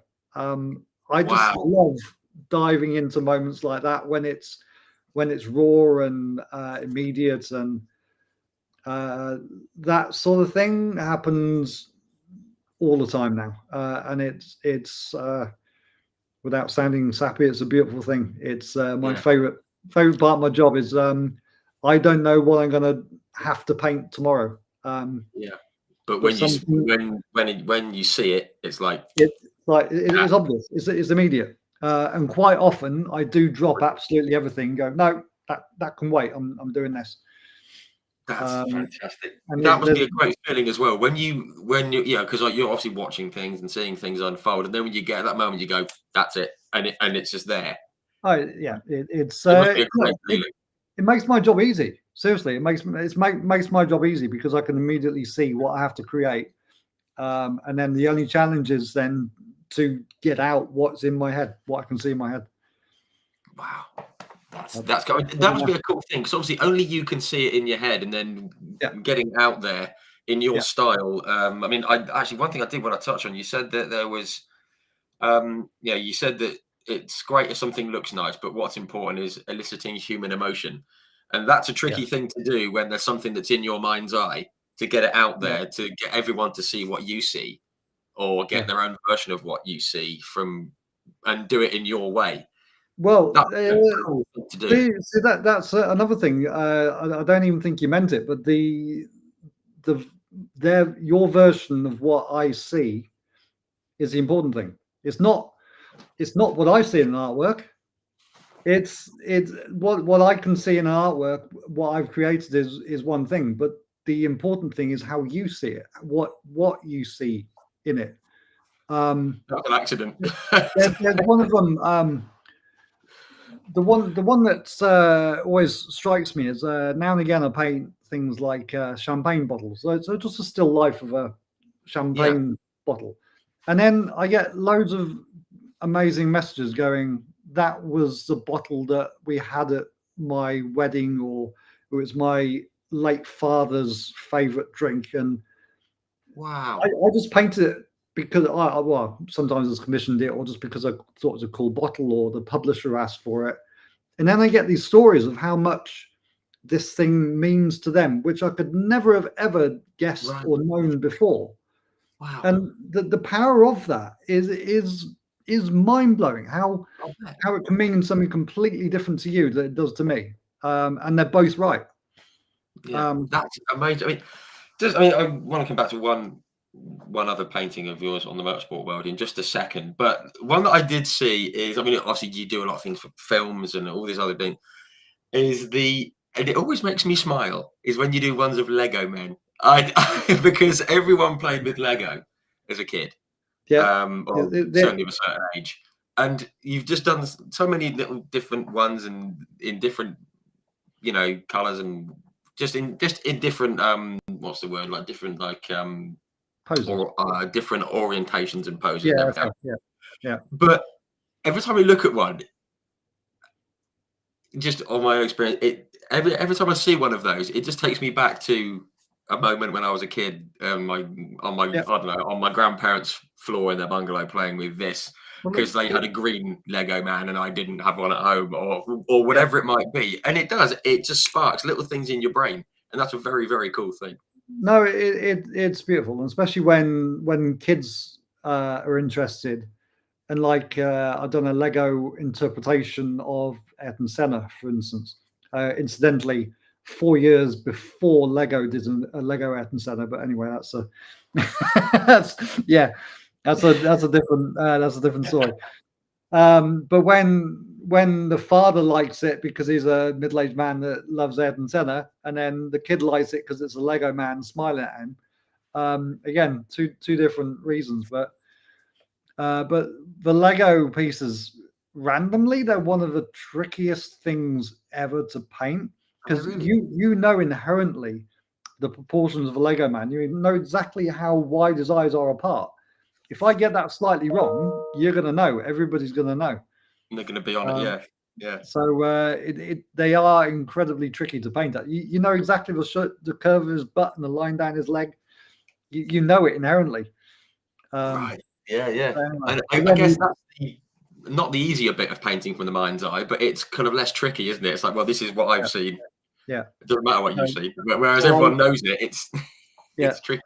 So I do have a collection of stunt Lego men, which I then stick to my desk and then light them in different angles to create the principal shape of a Lego man. So it's a red Lego spaceman with a yellow spaceman helmet, which was the stunt body for Senna's. Okay. Right. And then trying to translate, right, if I was Lego, how would I imply the race suit? Because of course they don't put all the detail in, but it's trying to choose which detail to put in. Right. So there's a bit of thought even in Lego. Yeah, that's cool. Brilliant. I love that. Okay, I did see a question coming in, which I'm going to come to in just a second, because hour and 40 minutes, my goodness. One thing I did want to talk about, though,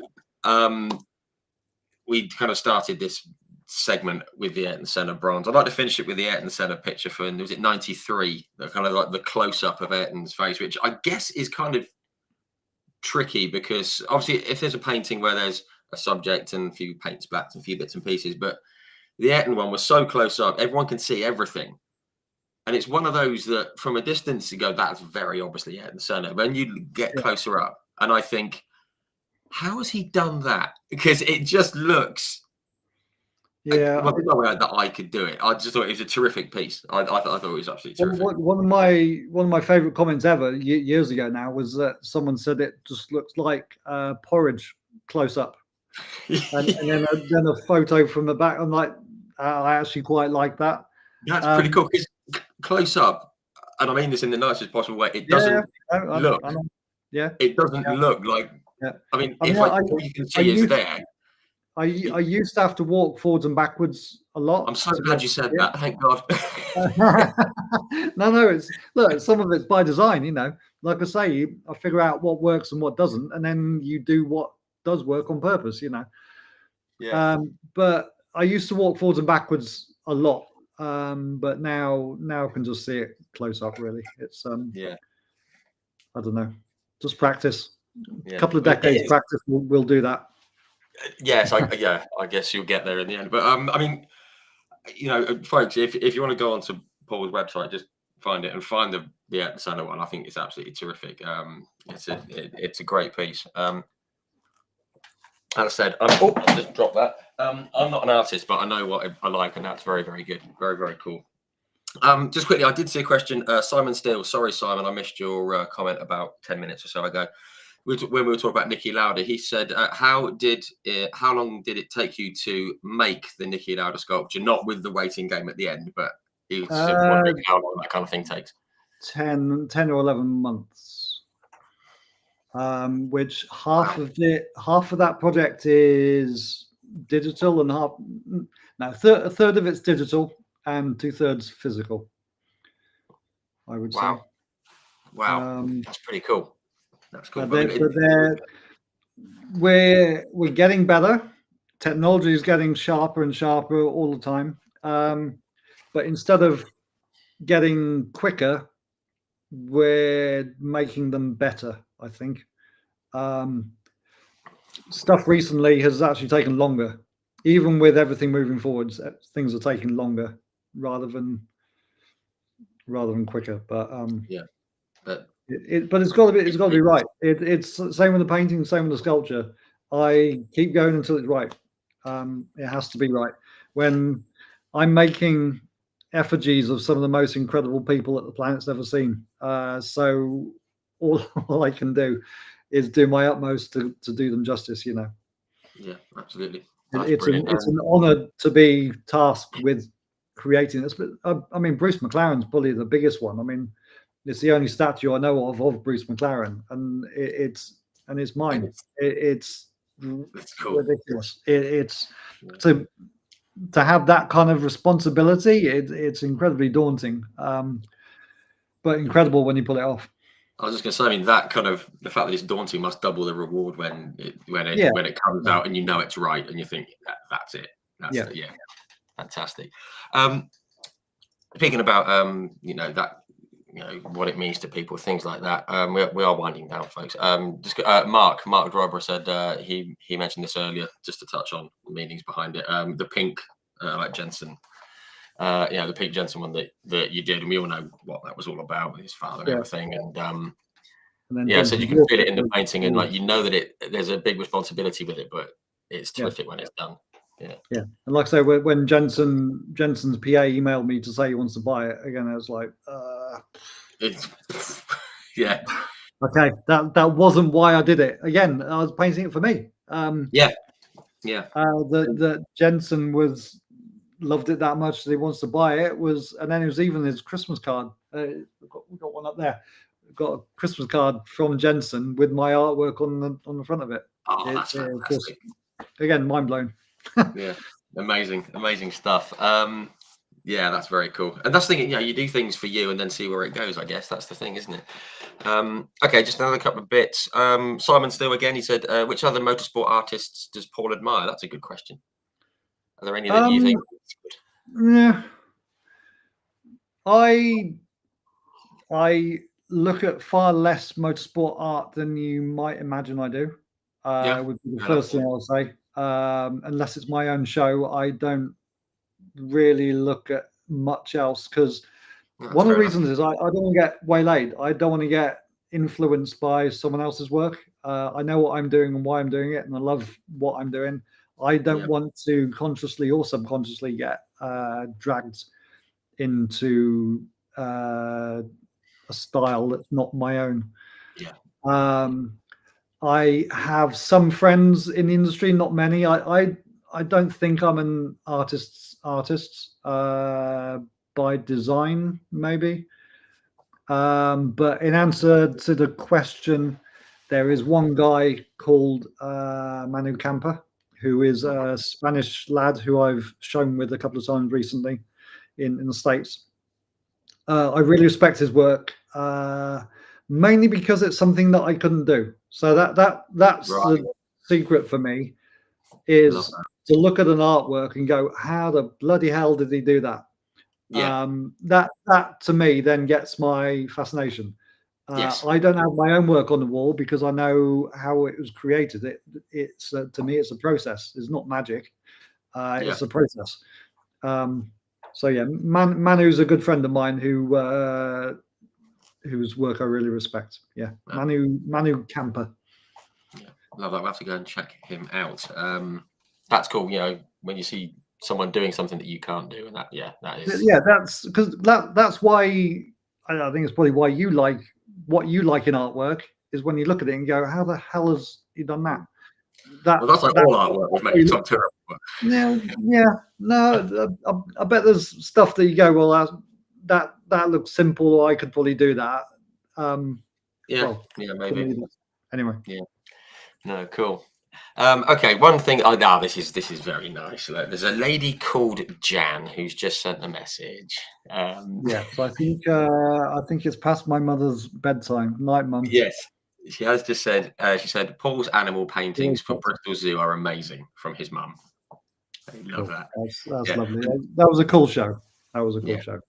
And I'm very well that you've done loads of other stuff, but we do the motorsport stuff on this one, but that's fine. Okay, right, very cool. There we go. Oh, someone's put a link. Simon has put a link to Manu Camper's website. There you go. If you want to go and check that out, folks. Right, okay. I'm just going to scroll back because there was a lovely comment that I'm going to finish with in just a minute. There we go. But what I'm going to do very quickly, I always do some little fun questions and comments and stuff at the end. Slightly different because they're mainly aimed at racing drivers. I've had to tweak them. But one thing I do want to touch on, and I know this is true, but I'm going to say, is it true that at the start of it, you slept in a cupboard in Monaco? Wardrobe or something. Yeah. That was it's actually my first trip to Monaco. It was a room booking error, so I was employed to go out there and live paint on a yacht, which is one thing. But so I was in this twin bedroom at 2 a.m.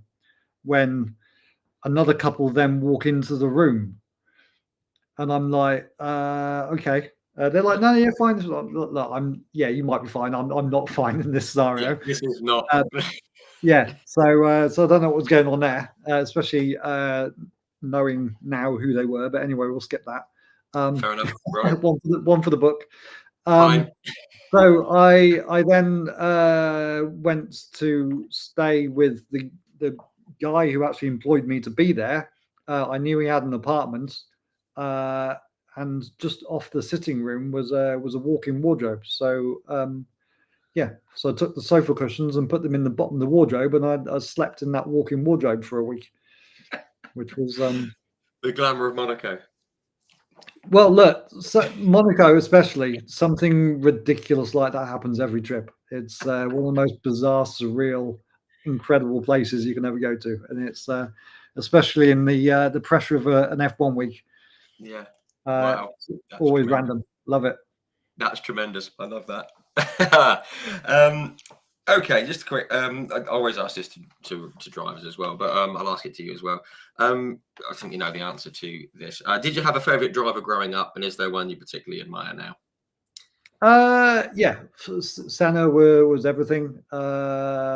Mansell too. My dad named our cat Mansell. Nigel. My dad named our cat Nigel. Brilliant. Now again, I have to try and be agnostic, but yeah. It's, so you even got is that the Pride one or the? Yeah. Oh, look at that. So that's the 8th title lid. Wow. But the 8th, yes. Yeah. But not saying a word. So, I think I might have the only collection of every championship helmet, possibly, because there's a couple which were never officially released. So this is cool. I like this. So that's the 08. I was going to say that's 08, isn't it? Signed. Oh, nice. With signature. So, that's brilliant. One of my pride and joys. But yeah, that was never officially released, so I think that wow, was quite a rare one. But that's very they should cool. be in cases, but I'd rather look at them. And there's a couple of I've got loads of others in a different room, but there's a race Jensen one as well, and then a 2009 Jensen. So it's not all about Wow, Lewis, but and that's a raced one. That's brilliant. yeah. That's fantastic. Very But cool. if there's an aim for collecting helmets, I want to collect one of every British world champion in my lifetime. That's cool. So what's that from? What Mansell onwards is it, or Hunt oh Hunt? onward. Okay, Yeah, Hunt onward. I was born in 75, so okay. So Hunt is the one. Wait, I'm going to have a word to Freddie. See, I'm yeah, sure he can talk yeah. something. I think the family have one, Yes, but he I said they know actually don't have. McLaren don't have one. So even Wow, McLaren don't have one. So yeah, it's tricky. yeah. Anyway, Because they only had one at the time, didn't they? It wasn't kind of. no, exactly. It's not 30 of them a year like now, but No, exactly. There's like one for 10 years or something, but yeah. that's cool though. That would be cool. Okay. I was going to say about any pieces in the pipeline. You said there's some stuff coming out in the summer, which is great. And I guess you're not planning on stopping anytime soon, are you? You're probably enjoying yourself too much. I am very sure that I am completely unemployable. So I'm going to have to make this painting thing work. Sorry, I took a drink at the wrong time there. Sorry. Nobody's going to give me a job now. So they're going to know that I'm going to get bored in 5 minutes. So yeah. Luckily, it's going okay. Yeah.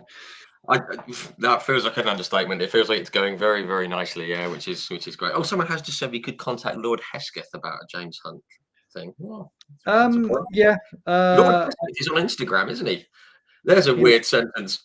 Yeah, and I met the guy that has James's car. I met him last summer. Nice. But Wow. as always, there's always discussions. But it's pulling those through to reality is always a challenge. I mean, there's only really two restrictions now. I mean, there's no such thing as a crazy idea now, which is the most invigorating thing ever. Yeah, absolutely. There's two restrictions. It's either budget or lead time. Those are the only restrictions now in sculpture. Yeah, paintings are easy, but sculpture's a bit of a different animal. But yeah, I'm sure. That's where that's to me. That's where the fun is right now. Yeah, the jeopardy and the costs and the lead times are so much bigger, but so is the impact of the overall piece if we get it right. So yeah, brilliant. That's absolutely brilliant. Love that. I just love these insights into how it all comes together. And as I said, I mean, this has been a completely different motorsport chat. I mean, I've spoken to many drivers and a couple of team bosses and broadcasters and people that work in comms. You had like Simon Taylor, the legendary commentator, has been on. I've had all these amazing insights, but this has been brilliant this evening. I've thoroughly enjoyed it. I'm sure everyone else has as well. I just want to find the comment here from, where is it, Mark Driver, who said, and this is a great way to end the chat, I think. F1 is the pinnacle of motorsport, and Paul is establishing the pinnacle of capturing the big moments of F1. Cool. And I think I'll take that. But I just see it as easy now. I'm just doing what I'm meant to be doing. It's easy. Yeah, that's fantastic. Oh, okay. One more comment here. Hang on, Paul Niblet. You've got the last word here. Mark Driver wanted to know what gin you're drinking. No, I don't really drink anymore. I kind of got gin out of my system a few years ago. I like a decent glass of red wine, but I don't really drink anymore. Life's too nuts. I can't have it slow me down. Yeah, absolutely right. Good stuff. So, and certainly no signs of slowing down, by the way, by the sounds of it, with the way things are going and what's coming up this year. We're all looking forward to seeing what is going to be unveiled this year. Guys, thank you everyone for tuning in. Really appreciate well over 250 of you now, which is very nice. Thank you very much all of you for tuning in, for all the comments. I hope we've covered everything. I've seen them all. I hope it's all covered. But of course, Paul, biggest thanks to you. Thanks very much. I know you've been up now for a long time. We've gone on a bit longer than planned, but thank you very much for coming on. It's been absolutely brilliant. Loved it. Thanks for having me. Really enjoyed it. Thank you. Great stuff. Cheers, guys. We're announcing the next week's chat on Thursday, and we will see you next week. And do go and check out Paul's socials and his website. Thanks again, Paul. Much appreciated.